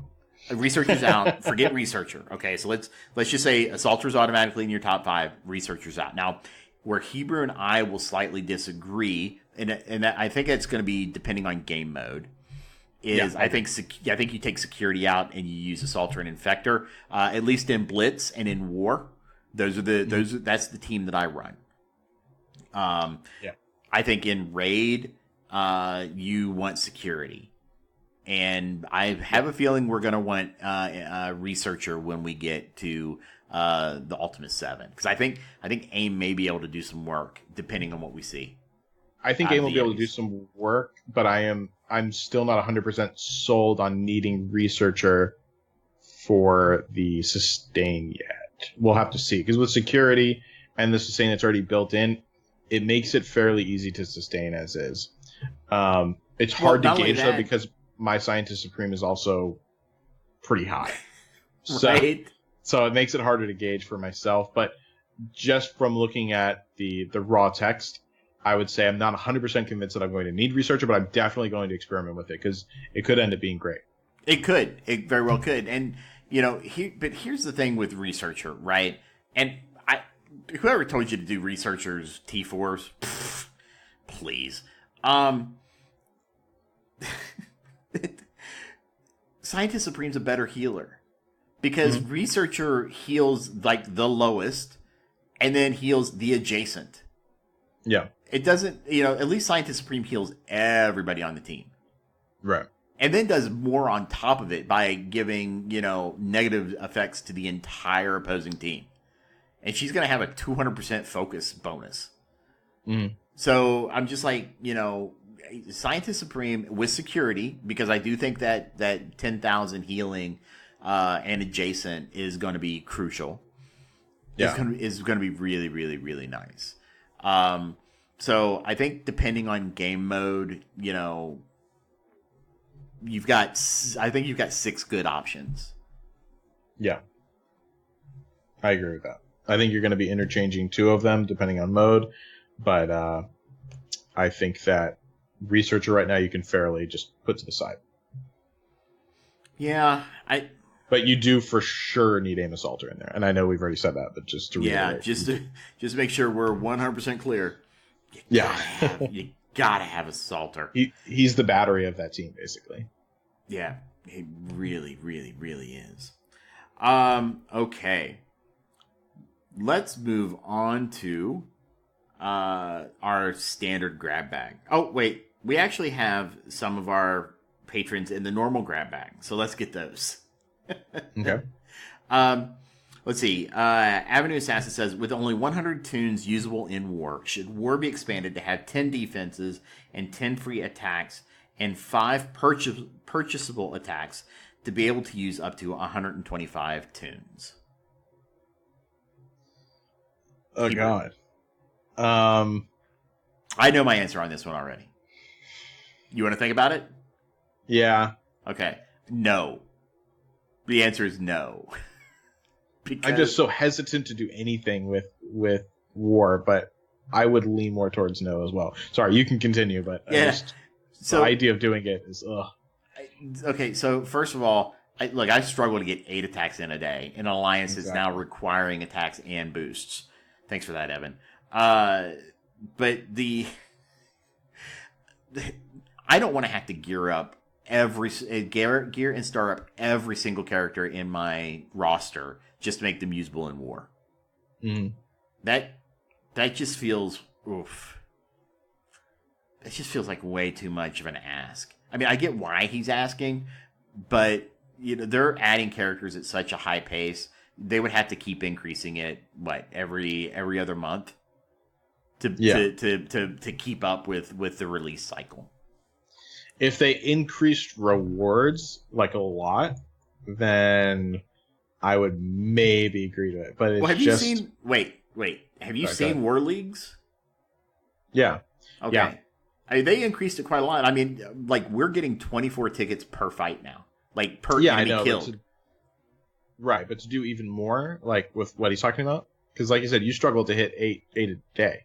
Well, that's just because of my time constraints and that's something that a lot of not wanting to be in game.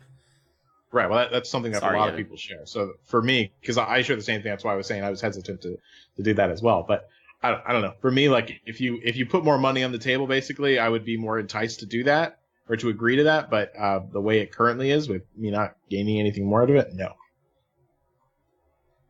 Yeah, I'd have to kind of agree with that. I just no, I don't. Nope.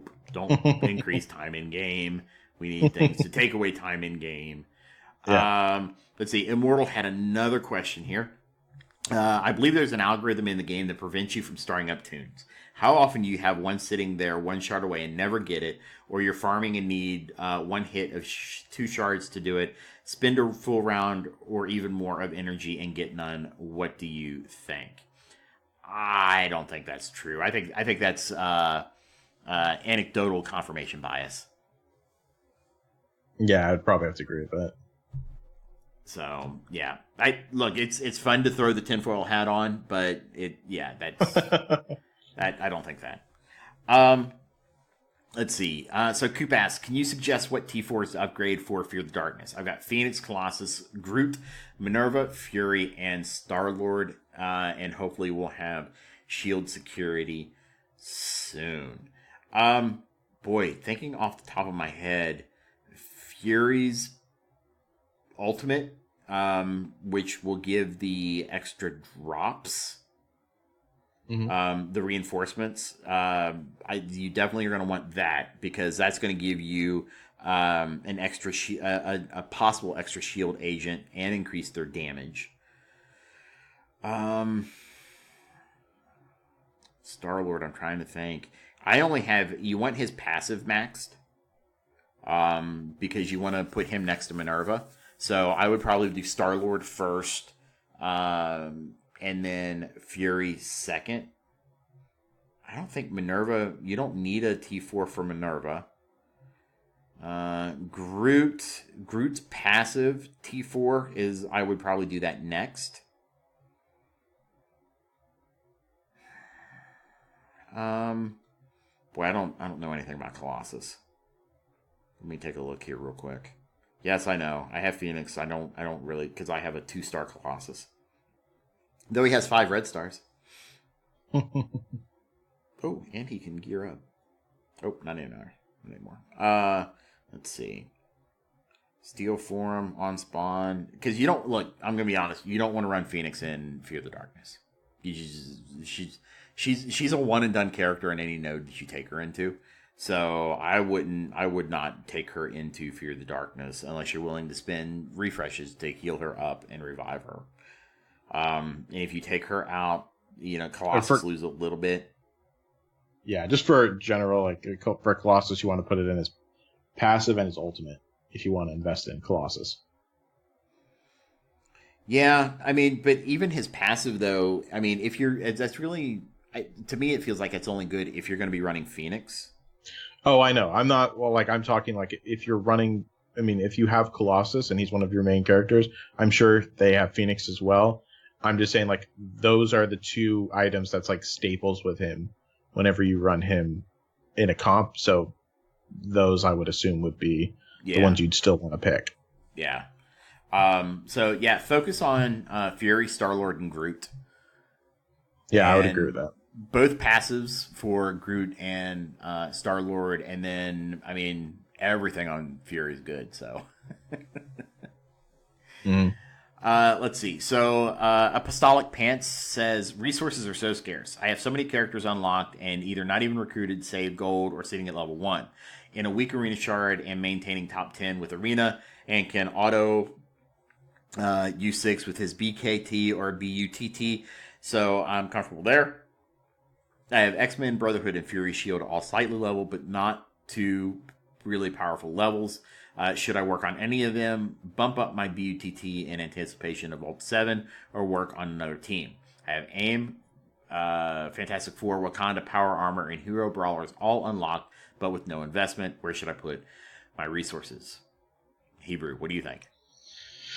For me, I know this is like just echoing something I said earlier, but I don't know if I think I might hold on. I just have this really sneaky suspicion that a big raid team is coming soon, and I would invest a lot. I'm planning to invest a lot in them. So, yeah, I don't know. That's just for me. Is that another Apex raid team? I think this time they're going to have to get it right, and I think that because of what happened last time, that they will. They're not going to allow it to be anything less than because of what happened last time. Yeah, I agree, and I actually agree with you on holding your resources until we kind of know what we're looking at for the Alt 7. I mean, depending on if your alliance is war heavy, Fantastic Four would be a good team. Power Armor would be a good team. I would not waste a single resource on Wakanda at all, ever. Although I do like M'Baku, and I shouldn't say that, because individually I think they're great. I think collectively they're just bad. Obviously, I would tell you that AIM should be a top focus. Hero it's Brawlers, a cheaper AIM is a cheaper investment, and they do they do well in many places. So I Yeah. would say that that's, one of your better bets to go it is to. one of your But better like I bets. said, still hold. Yeah. Yeah. So, yeah, I'm going to kind of say, unless you have to, hold your resources. Yeah. Hold your resources.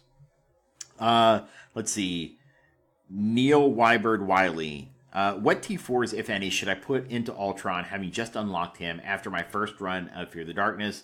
He's at 31k, 6664 on abilities at present. I think probably the special, the ultimate, and then the basic would be my priority.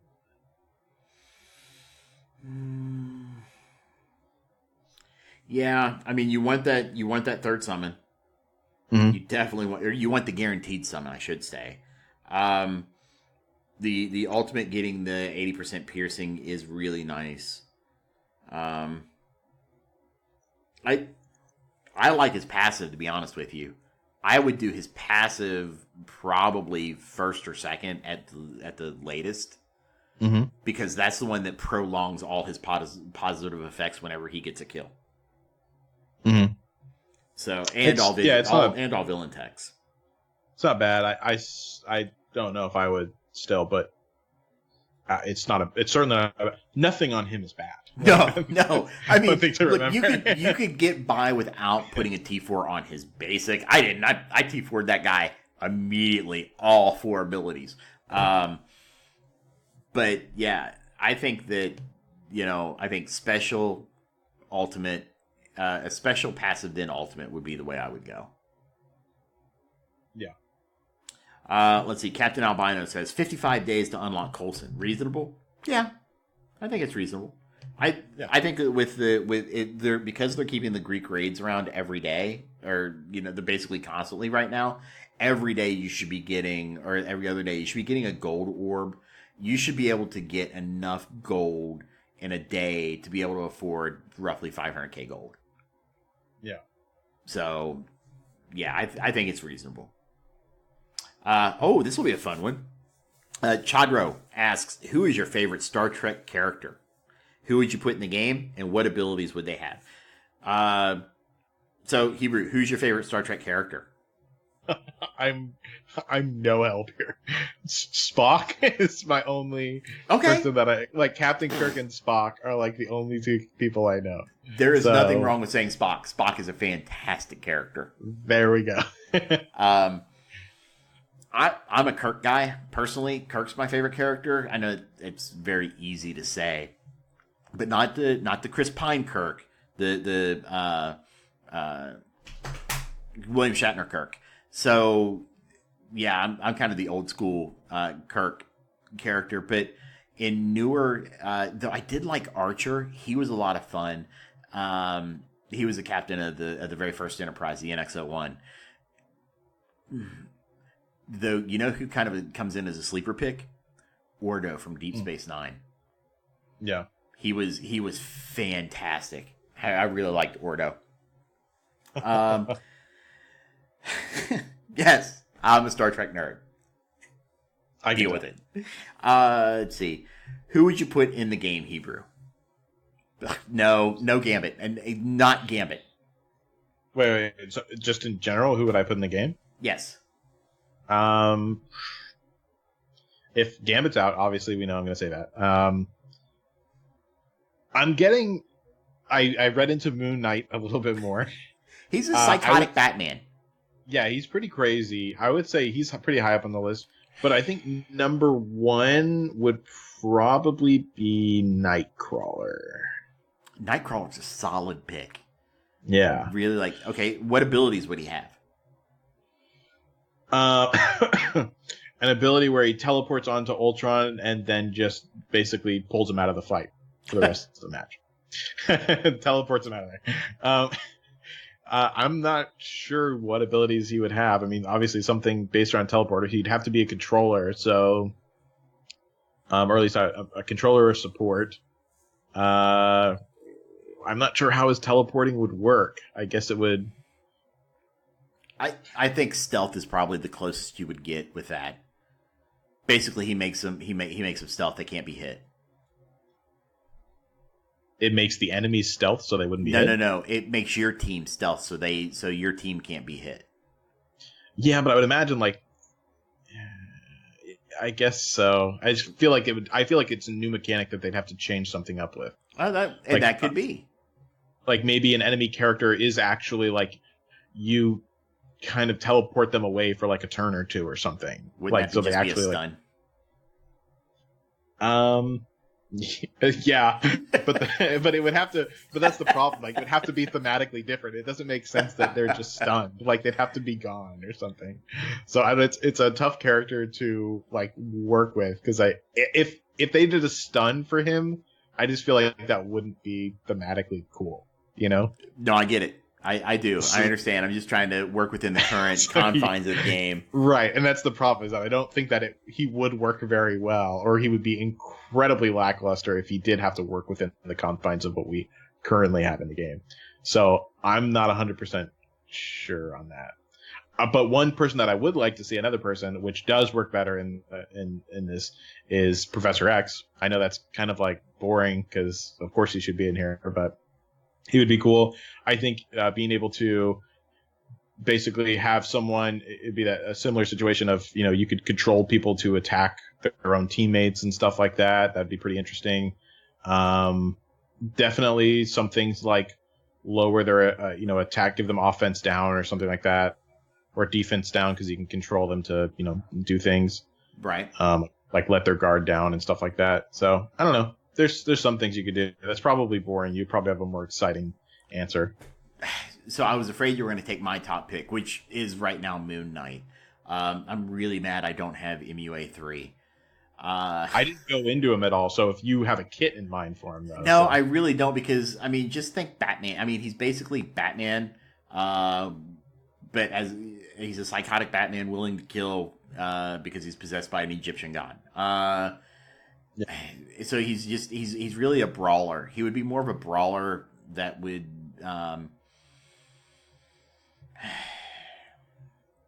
probably do stuns, probably some self heal because he is possessed. He'd be supernatural, so he'd work with Ghost Rider. Yeah. You know who I'd like to see them bring in though, honestly? I'd like to see him bring in May from Agents of S.H.I.E.L.D. I haven't watched it, so I don't know. May, you've never seen Agents of S.H.I.E.L.D.? I've never seen it. No. Ah, man. May is an utter badass. Should I put that on my watch list? What, Agents of S.H.I.E.L.D.? Yes. Yeah. Okay. Yeah, absolutely. I think I watched a few episodes and I couldn't get into it. Look, the first few of season 1 are a little hard.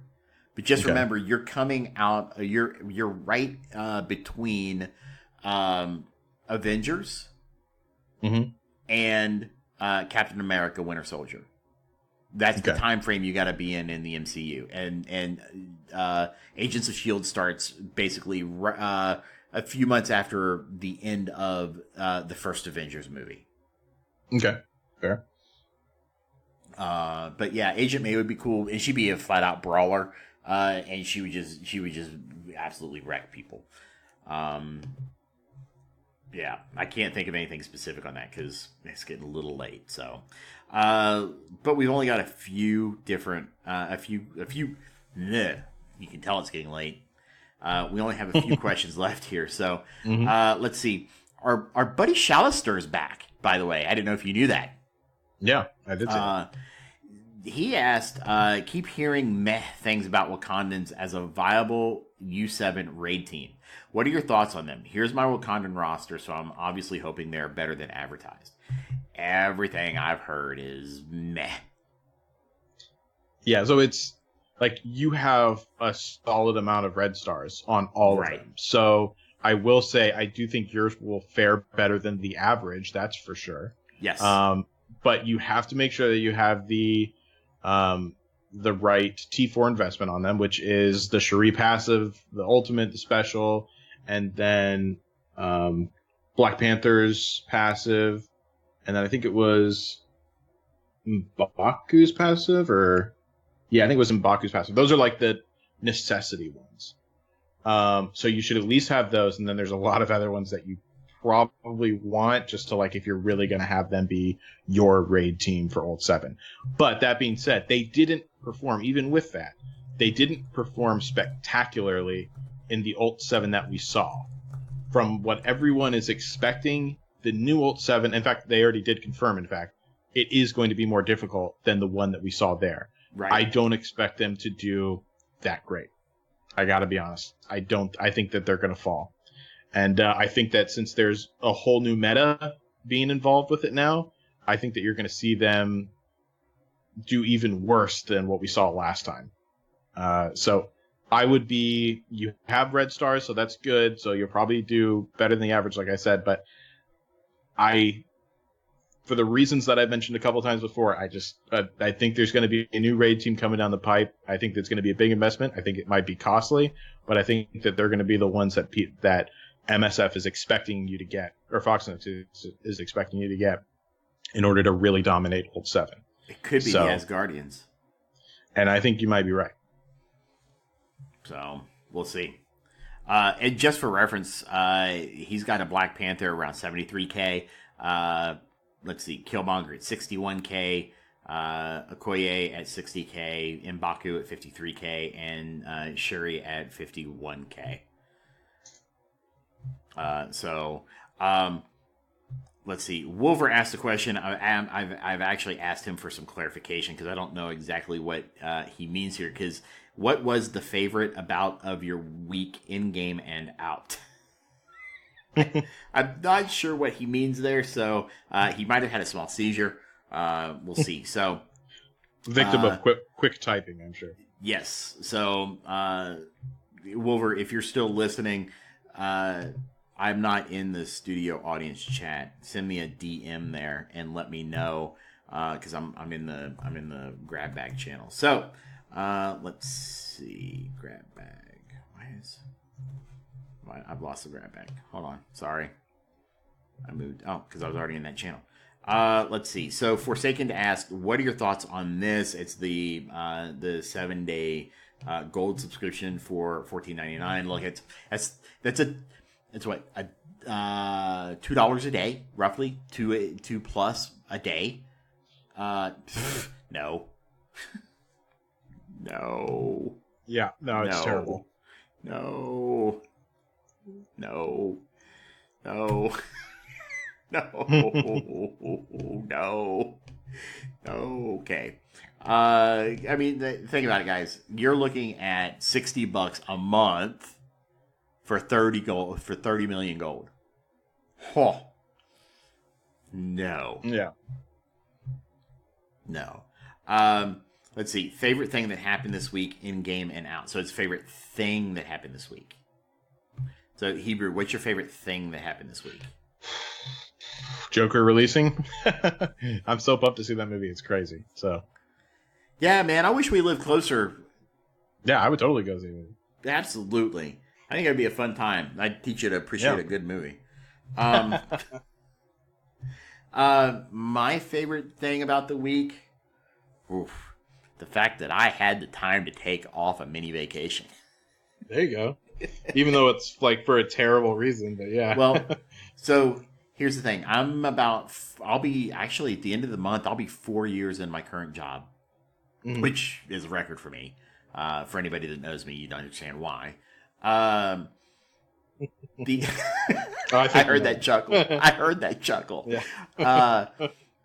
I actually have taken off the last week of December and most of the first week of January, just because of the way our holidays fall. So we get off Christmas Eve, Christmas Day, and we get a half day, and we get off New Year's Day. And since Christmas Eve and Christmas Day fall in the middle of the week, we also get a half day the day before, or we get a leave early day the day before Christmas Eve.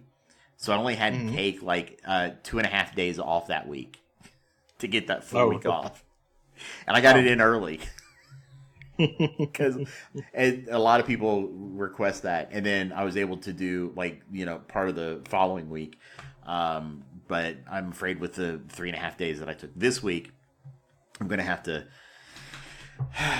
take away some of my vacation time from later in the year. We'll see what happens. That's what PTO time is for. So, but yeah, just happy I have it. Let's see. Bonus question here from Forsaken. What is your favorite pizza style and toppings? Well, for me, it is, even though I'm allowed to eat cheese now, because for the longest time it was, well, all right, I'll start with everything that I have on it minus the cheese. So I always get jalapenos, pepperoni, beef, like AKA also called hamburger, but not Italian sausage.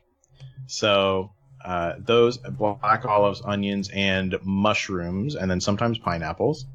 And then I used to not be able to get any cheese for the longest time, but now I can have cheese, but I still kind of prefer a lot of times to not get cheese.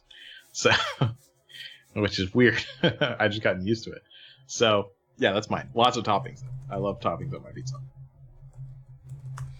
I like deep dish Chicago style.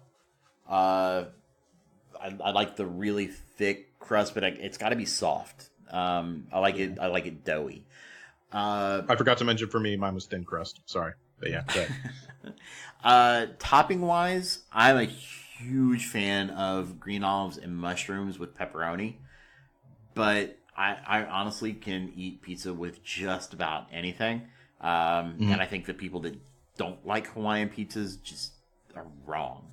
But you know, that's a personal thing. So yeah, that's. But I'm the one thing I I'm can't gonna eat on my stop. pizza. Yeah, the one thing I can't eat on my pizza, ironically, is chunks of tomato. What? I hate tomato that's in, like, its tomato form. Like, I can eat tomato sauce, I can eat ketchup, anything like that. But if it's like chunks of tomato, I'll gag. I'll literally gag. It's a consistency thing. It's terrible. That's really bad, man. It's super weird. I know, but I can't do it. I mean, I understand putting like tomato slices on a pizza, but yeah, I mean, you're putting tomato on tomato.